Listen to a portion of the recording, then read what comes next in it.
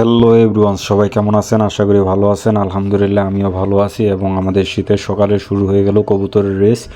পুরো ভিডিও সাথেই থাকেন এবং রেসটা দেখতে পারবেন এবং বুঝতে পারবেন কবুতর আমাদের এত শখের জিনিস। আমরা খুব শখ করে এটা লালন পালন করে থাকি।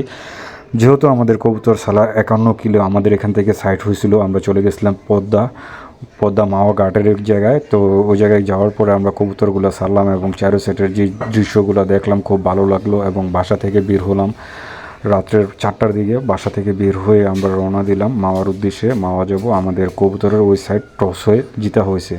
তো যে কারণে আমরা রাত্রে রওনা দিলাম, গভীর রাত্রে উঠি নাই, রাত্রে 3টা বাজে উঠে রওনা দিয়েছি। তো যেতে যেতে আমরা এখন পদ্মার এখানে পৌঁছায় গেলাম। এখানকার যে দৃশ্যগুলো খুবই চমৎকার, রাত্রে ভালো লাগে এবং ভোরবেলা চারোদিকটা খুব নিলিবিলি এবং চারো সাইডের যে পরিবেশটা খুবই অসাধারণ ছিল। এবং চারো মুহূর্ত শীতের কুয়াশা, বদ্ধ একটা অবস্থা, ধোঁয়ায় ভরে গেছে কুয়াশা, যেহেতু গ্রাম অঞ্চলের দিক। তো এটা পদ্মা আমরা এসে পড়ছি অবশেষে।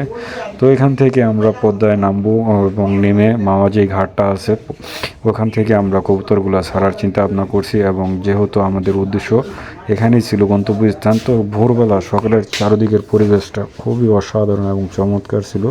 আজকের ভোরটা হয়তো বা দেখার সৌভাগ্য হয়েছিল ওই জায়গায় মাওয়া।